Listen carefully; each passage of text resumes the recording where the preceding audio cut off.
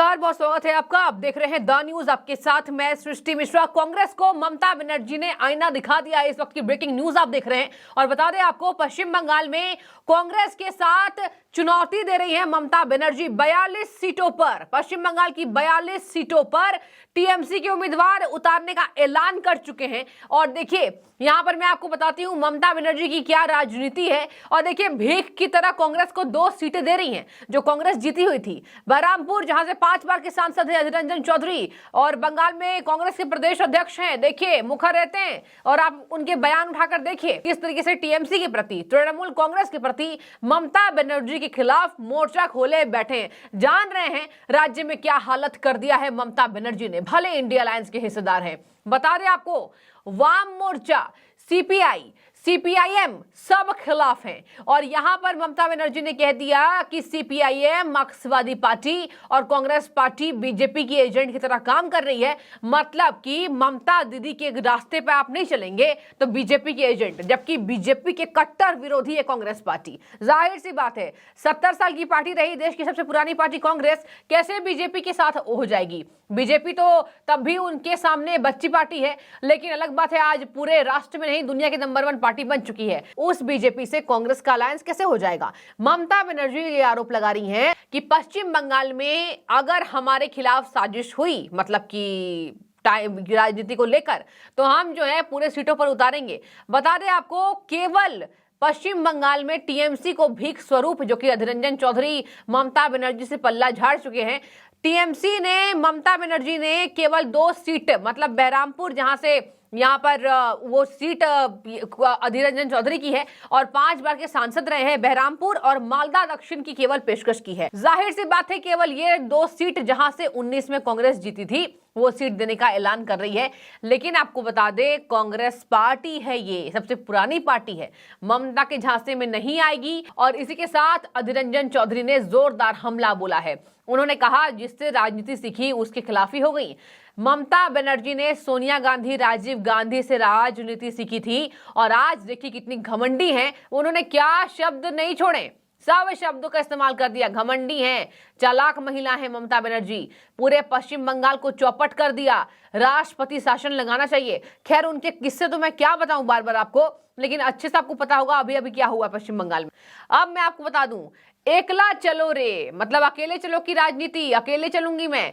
TMC जानती है ये बात, इंडिया अलायंस का न जाने क्या होगा। और यही वजह है कि गठबंधन में मजबूरी में ये पार्टियां हैं दर्शकों, लेकिन गठबंधन में होने के बाद भी ये अकेले अकेले लड़ रही हैं। बता दें आपको, अगर आप ऐसे दोस्ती करके पूरे पार्टियों के साथ एकजुट हुए हैं तो आपने सीट शेयरिंग पर मुंह क्यों फेरा?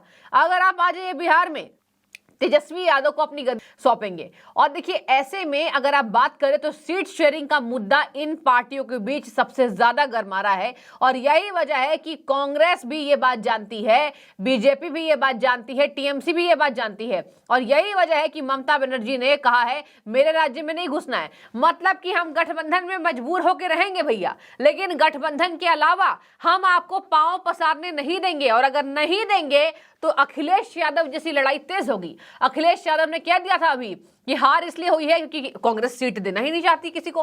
कांग्रेस को क्या, टीएमसी भी अब कांग्रेस को सीट देना नहीं चाहती है। आपको बता दें जबरदस्त टूट है। और देखिए यही वजह है कि बड़े बड़े चैनल्स हेडलाइन लिख रहे हैं, पश्चिम बंगाल की सभी 42 सीटों पर उम्मीदवार उतार रही है ममता, कांग्रेस की उम्मीदों पर फिरेगा पानी।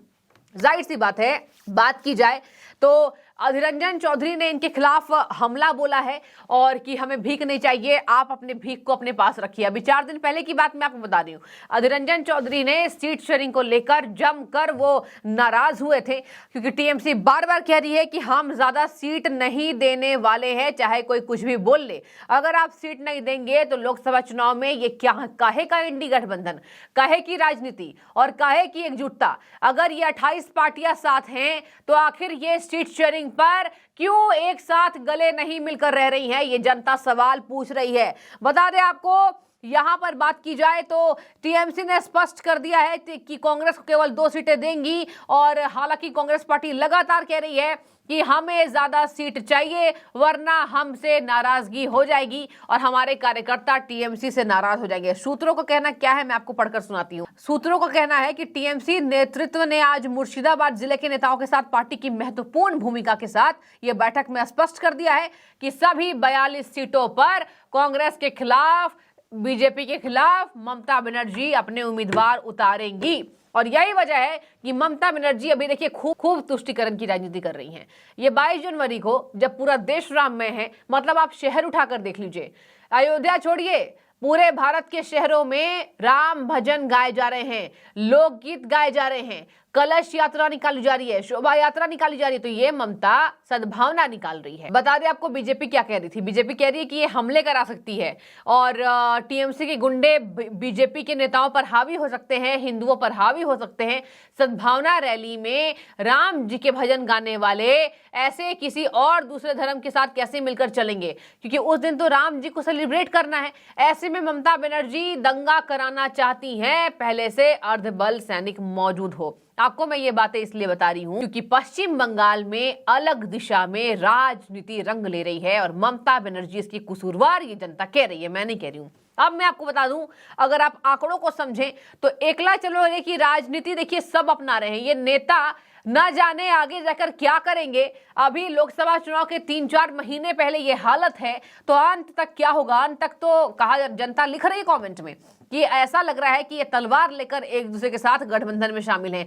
एक हाथ में तलवार है, एक हाथ में हाथ मिलाए बैठे हैं। मतलब आपने समझा होगा, एक हाथ में हम दिखा रहे हैं कि हम आपके साथ हैं और एक हाथ में है तलवार कि अगर आपने कुछ अलग हरकत की तो आपके गले को भी हम काट देंगे। मैं इसलिए बात कह रही हूँ, सीट शेयरिंग को लेकर इतनी लड़ाई हो गई है कि ये नेता नहीं समझ पा रहे कि सबसे ज्यादा फायदा इससे बीजेपी को होगा।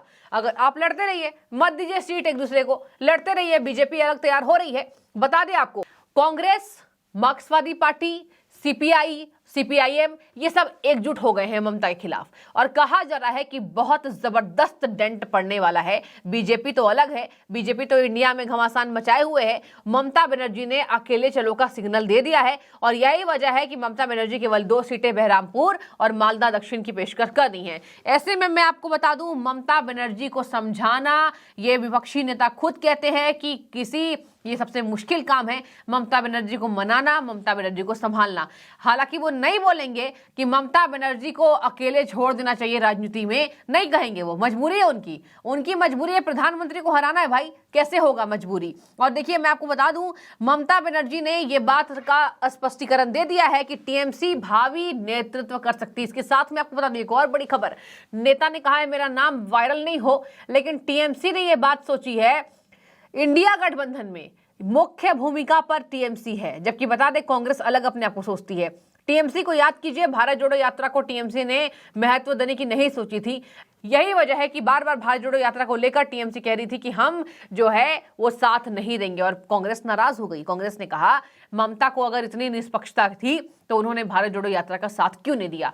तो अगर आप गौर फरमाएंगे तो इंडिया गठबंधन टूटकर बिखर चुकी है, सीट शेयरिंग का मुद्दा सबसे ज्यादा हावी, और यही वजह है कि ये जो अलग पार्टियां एक दूसरे के साथ एक गठबंधन कर रही हैं, इसका कोई नतीजा जमीनी स्तर पर नहीं होने वाला है। इनकी ग्राउंड वैल्यू 0 होने वाली है। लेकिन मैं चाहूंगी आपकी राय, आपकी महत्व राय चाहूंगी कि आपको लगता है एकला चलोगे की राजनीति कांग्रेस पर भारी पड़ेगी और कांग्रेस इसको मिलकर राजनीति पर भारी ममता के लिए कर देगी? जरूर कमेंट कीजिएगा। शुक्रिया आपका।